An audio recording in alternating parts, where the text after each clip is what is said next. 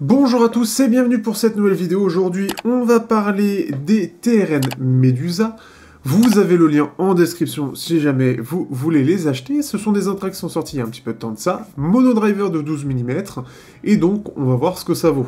L'idée, c'est que je fasse une vidéo un peu courte cette fois-ci. Je vous avoue que j'ai envie de réduire un petit peu ça. Parce qu'il y a d'autres choses qui me prennent du temps à côté.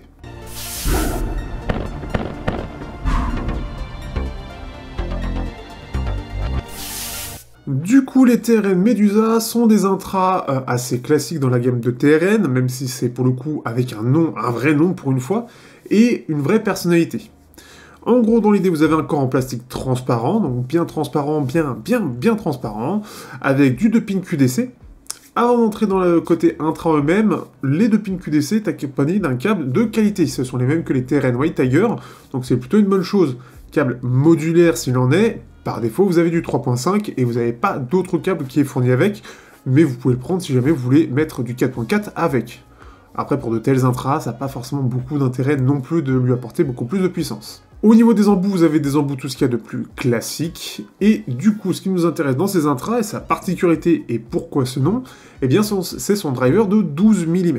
Son driver de 12 mm qui est encapuché dans un petit, je sais pas, un petit cocon, on va dire, en plastique, qui a la forme et la couleur. En gros, c'est pour rappeler le fait d'être une méduse, du coup. Alors, ça n'a rien de spécial au-delà de ça, on est sur des intras, tout ce qu'il y a de plus classique.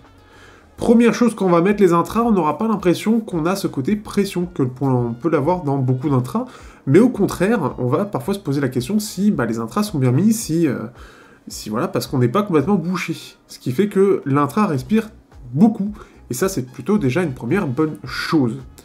Donc on a une isolation qui est assez moyenne, par contre, derrière ça. Sur la signature elle-même, on est sur une signature assez équilibrée, ce qui fait qu'on va avoir un son qui est assez complet, qui est plutôt bien détaillé d'ailleurs pour du monodriver, et qui pour le coup n'a pas de pic particulier, à part comme on peut le voir sur la fin du spectre, vraiment dans les très hautes fréquences, mais comme on est sur un monodriver, ce monodriver, le pic de fin on l'entend pas beaucoup. Ce qui fait que c'est plutôt cool de ce point de vue-là, et on va avoir une basse qui, elle, est assez profonde, et surtout qui sait vraiment bien s'exprimer. On sent qu'on a le côté 12 mm qui vient montrer son expérience, montrer ce qui s'est donné, ce qui fait que, même si on a ce côté équilibré, on va avoir une basse qui s'exprime bien, qui va avoir une bonne ampleur, et c'est quand même très agréable. On n'a pas de sibilance particulière, on a des voix qui sont plutôt chaleureuses, bien détaillées, sans être agressives, et des aigus qui ressortent sans faire quoi que ce soit de spécial, qui vont pas non plus nous agresser. Donc ce qui est bien, c'est que ça fonctionne pour à peu près tous les styles, d'une part parce que c'est assez bien détaillé pour, et de l'autre parce que, justement, ça va pas mettre en défaut une fréquence particulière. Le tout en étant assez vivant et assez ample pour en profiter sur tous les styles. Ce que je peux noter spécialement sur ces intras, pour le coup, c'est que ce qui est bien, c'est qu'on voit l'évolution au fur et à mesure des années sur ce côté technique. Et les monodrivers que je pouvais pas supporter jusqu'à maintenant parce que ça manquait de détails par rapport à du hybride, parce qu'il y avait des armatures équilibrées qui arrivaient à donner pas mal de détails dans le haut du spectre. Ici, on est sur quelque chose qui s'en approche beaucoup plus, et c'est ce dont on va parler juste après. Face au TRN V90, justement, alors autant on a une finition qui est un peu moins bien, autant par contre, techniquement, on est sur quelque chose qui semble assez similaire, et pourtant on était sur un driver de 10 mm, et 3 armatures équilibrées. On sent qu'on est sur à peu près la même chose, avec peut-être un petit peu plus d'ampleur, autant de détails à peu près, et surtout, on a une signature qui est plus en V du côté du V90, et ça se voit clairement, donc une basse qui va être clairement plus élevée et qui va prendre plus de place, mais aussi un peu plus de sibilance, et ça c'est ce que j'ai noté.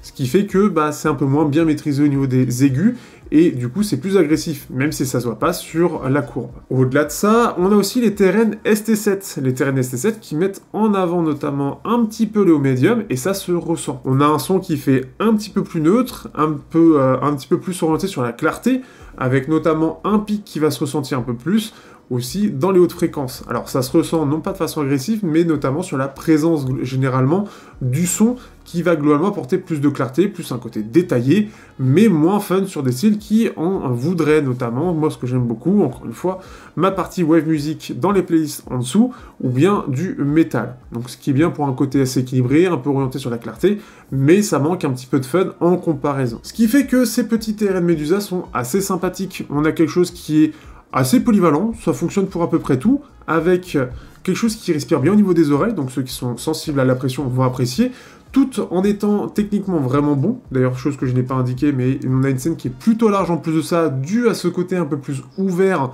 sur le corps, hein, puisque ça respire mieux. Donc on a quelque chose qui s'exprime mieux sur la scène. Et ça, c'est assez cool. Et c'est un truc qui se ressent beaucoup face au V90. Un son qui est donc plutôt cool, qui fonctionne pour à peu près tout, sans mettre en défaut quoi que ce soit. Et ça, c'est cool. Donc c'est un bon à tout faire, je l'ai même utilisé sur mon Quest 3 pour faire un petit peu de Forza Motorsport, et ça fonctionnait très bien aussi. Sur ce, j'espère que ça vous aura plu. Petite vidéo pour une fois, dites-moi ce que vous en pensez de ce petit format plus court, et sur ce, je vous dis à bientôt pour de prochains tests sur la chaîne.